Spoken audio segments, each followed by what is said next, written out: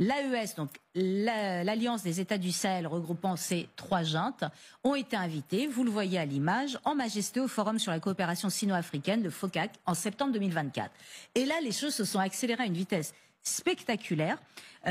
Livraison d'armes et de blindés par la société Norinco, la deuxième plus importante entreprise de l'armement chinoise, qui ont déjà des bureaux en Afrique du Sud et en Angola, mais surtout, et ça c'est inédit, installation d'usines d'armement dans ces pays d'Afrique de l'Ouest. Je rappelle qu'il n'y a pas un seul, sauf le Nigeria, pays d'Afrique de l'Ouest, où vous avez des usines d'armement. Mais c'est pas tout. Là encore, chose inédite, les Chinois proposent, et ça a été accepté, formation, activité de conseil, maintenant support technique. Qu'est-ce que ça veut dire? Ça veut dire qu'il y aura l'envoi de près d'une dizaine d'officiers chinois dans ces pays-là. C'est-à-dire comme c'était le cas pour la France, c'est-à-dire ils font un copier-coller de la France. Et là, accrochez-vous, depuis février, le Niger héberge un attaché de défense chinoise, le colonel-major Chen Xiuming, dont la mission, alors il est à Niamey, mais sa mission, je cite, d'entente et d'approfondissement de la coopération ne concerne pas seulement le Niger, mais aussi le Mali et le Burkina Faso. Donc il est basé à Niamey et il va chapeauter les forces chinoises qui sont présents dans ces 3 pays-là. Alors, vous le savez, depuis 2017, 2000 soldats chinois sont basés en permanence à Djibouti, qui est la seule, pour l'instant, base militaire chinoise à l'étranger. Des exercices militaires conjoints avaient été menés avec des pays africains, Tanzanie, Nigeria, et la Chine avait laissé entendre l'ouverture d'une deuxième base militaire sur la côte atlantique, Guinée équatoriale, Angola ou Namibie.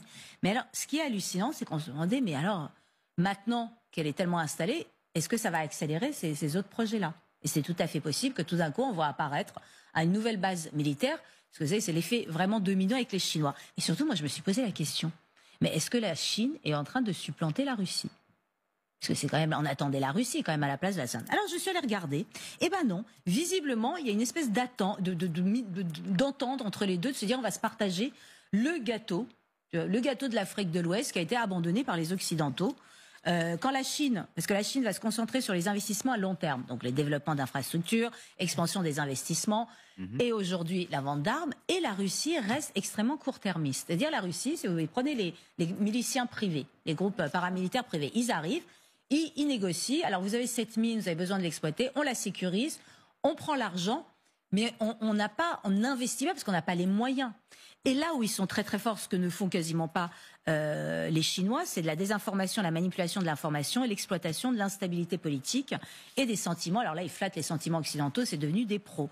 Et alors là, il y a même des chiffres pour le prouver, sur l'influence russe auprès des populations dans ces pays d'Afrique de l'Ouest. Le Gallup World Poll Data, qui est un réseau mondial de collecte de données assez précis, rapporte une augmentation de 22% de l'approbation du leadership russe en Afrique de l'Ouest entre 2020 et 2023, ce qui correspond exactement aux dates des coups d'État. Et là, c'est spectaculaire. C'est-à-dire qu'on voit aussi à quel point la Russie, quand même, reste faible. C'est qu'elle n'a pas les moyens d'armer comme la Chine, ces pays d'Afrique de l'Ouest. Elle n'a pas les moyens d'investir dans les minerais. Vous savez, quand elle a récupéré les mines de phosphate en Syrie, la Russie, elle les a pas exploitées à fond parce qu'elle n'en avait pas les moyens, occupée qu'elle était aussi en Ukraine. Et donc, est-ce que ça va finir par créer des frictions entre les deux alliés? Je ne sais pas. Mais ça met quand même un peu à mal l'idée de Donald Trump de se dire je deviens copain avec Poutine et j'éloigne la Chine. Parce que de toute évidence, en Afrique de l'Ouest, ils arrivent encore à cohabiter. Bon. Oui, Pascal. Alors, je voulais dire juste d'un mot, effectivement, on a complètement perdu l'Afrique, alors bien ou mal, je ne sais pas, mais effectivement, tout ce que dit Abnou, c'est parfaitement juste. Vous ajoutez à ça le fait que les fournisseurs français de céréales qui occupaient ce marché du Sahel, celui de l'Algérie. Alors en Algérie, on a totalement disparu. On vendait beaucoup de blé panifiable, une grande partie, plus de 10 millions de tonnes qui sont exportées ou qui étaient exportées. Le Burkina Faso, le Mali, le Tchad, etc. Dans tous ces pays, nous avons été totalement substitués par la Russie. Et c'était une décision politique. C'est une décision qui a été prise au Kremlin, par Poutine, par son entourage, avec des directives précises aux vendeurs, en leur disant vous collez juste en dessous du niveau de prix du marché international et surtout du niveau de prix des Français et vous les sortez du marché. Il n'y a plus qu'un pays dans lequel on existe aujourd'hui sur ce terrain-là, c'est le Maroc. Oui.